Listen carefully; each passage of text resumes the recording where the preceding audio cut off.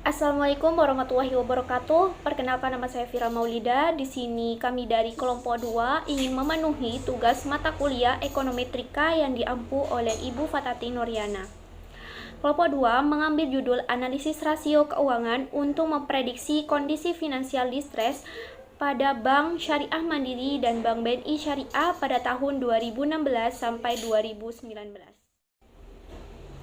Alasan kami mengambil judul ini yaitu ingin mengetahui apakah terdapat pengaruh yang signifikan dari rasio keuangan ROA dan ROE terhadap kondisi finansial distres menggunakan regresi logistik, karena pada jurnal yang kami ambil bahwasanya ROA dan ROE itu tidak terdapat pengaruh yang signifikan terhadap finansial distres menggunakan regresi logistik. Variabel dari judul ini yaitu terdiri dari variabel X1 ROA, variabel X2 ROE, variabel Y finansial distress, kemudian tema dari kelompok kami yaitu regresi logistik.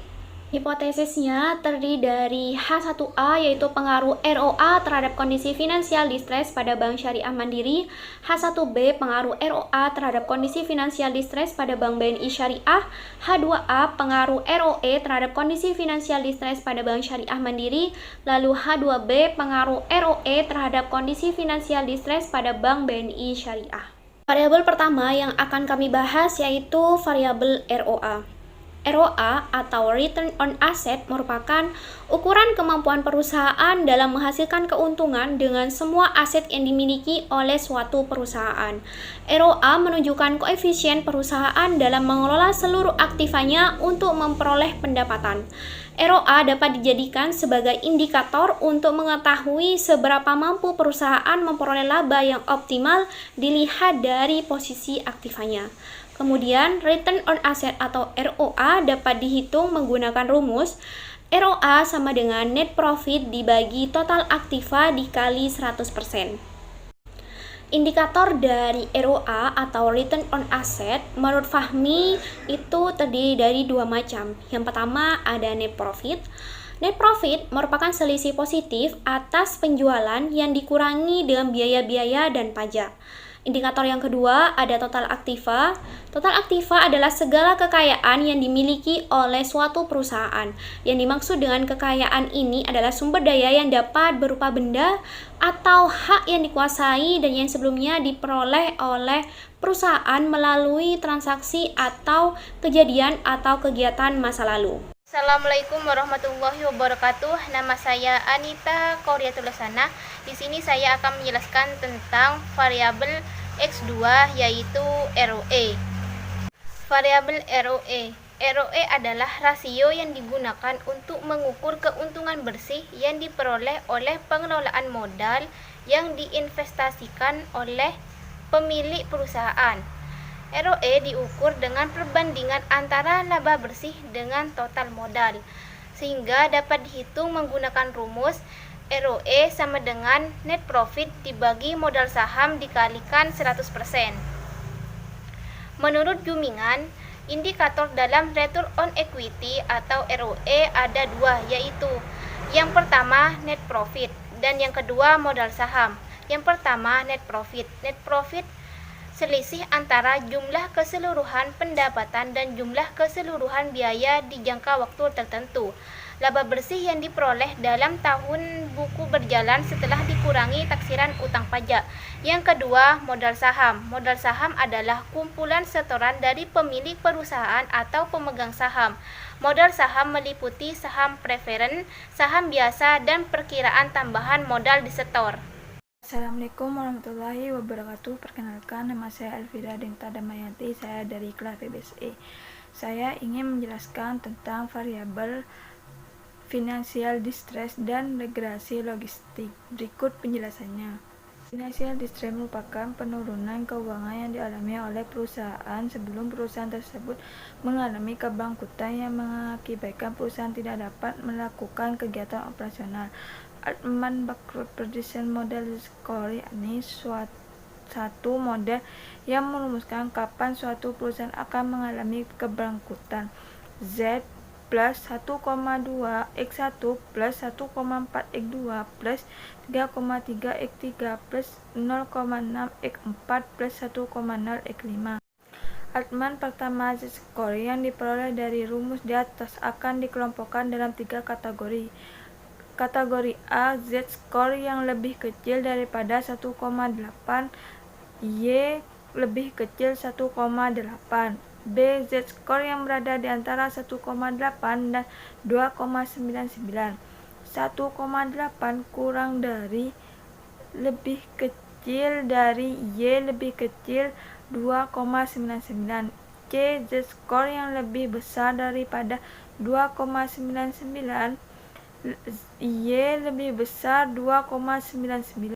Variabel dependen dalam penelitian ini merupakan variabel dummy yang terbagi menjadi 2 kategori. Kategori 0 dan kategori 1. Kategori 0, non-financial distress dengan nilai z-score lebih kecil dari 2,9%. Kategori 1, financial distress dengan nilai z-score lebih besar dari 2,9%. Regresi logistik menurut Hosmer Remisho 2000, regresi logistik adalah suatu analisis statistika yang mendeskripsikan hubungan antara variabel independen yang memiliki 2 kategori atau lebih dengan 1 atau lebih variabel independen berskala kategori atau interval. Berdasarkan variabel independen, regresi logistik terbagi menjadi 2, yaitu regresi logistik ganda, yang kedua regresi logistik multinomial. Assalamualaikum warahmatullahi wabarakatuh. Nama saya Wardatul Faiha. Saya dari kelompok 2. Di sini saya akan menjelaskan tentang analisis dan pembahasan. Kita lihat laporan keuangannya. Kami ambil per triwulan. Bisa kita lihat ternyata pada kategori financial distress antara Bank Syariah Mandiri dan Bank BNI Syariah banyak yang tidak mengalami financial distress. Memasuki analisis dan pembahasan.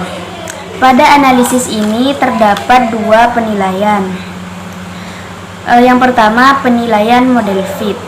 Yang pertama, uji Hosmer and Lenso Goodness of Fit Test. Nilai signifikansi tersebut lebih dari 0,05, yang berarti model penelitian ini fit dan dapat digunakan untuk memprediksi observasi dalam penelitian.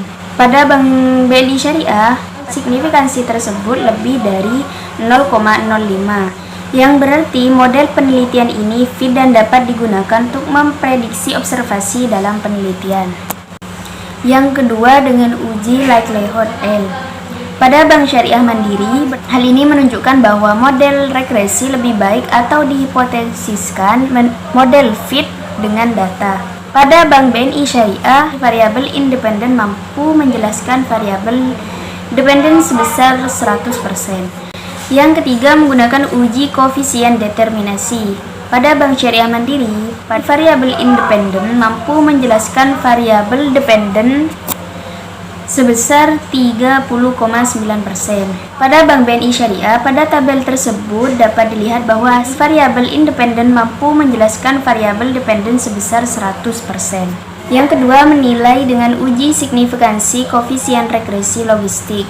Pada Bank Syariah Mandiri, variabel ROA dan ROE tidak dapat digunakan untuk memprediksi kondisi finansial distress Bank Syariah Mandiri. Pada Bank BNI Syariah, variabel ROA dan ROE tidak dapat digunakan untuk memprediksi kondisi finansial distress pada BNI Syariah. Memasuki pada pembahasan, pengaruh return on asset ROA terhadap kondisi finansial distress.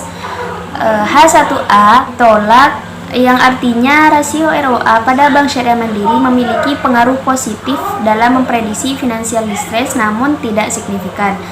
H1B ditolak, yang artinya rasio ROA pada Bank BNI Syariah memiliki pengaruh positif dalam memprediksi finansial distress namun tidak signifikan. Yang kedua, pengaruh ROE terhadap kondisi finansial distress. H2A diterima, yang artinya rasio ROE pada Bank Syariah Mandiri memiliki pengaruh negatif dalam memprediksi finansial distress namun tidak signifikan. H2B diterima, yang artinya rasio ROE pada Bank BNI Syariah memiliki pengaruh negatif dalam memprediksi finansial distress namun tidak signifikan. Hanya itu yang dapat kami sampaikan, kurang lebihnya mohon maaf. Wassalamualaikum warahmatullahi wabarakatuh.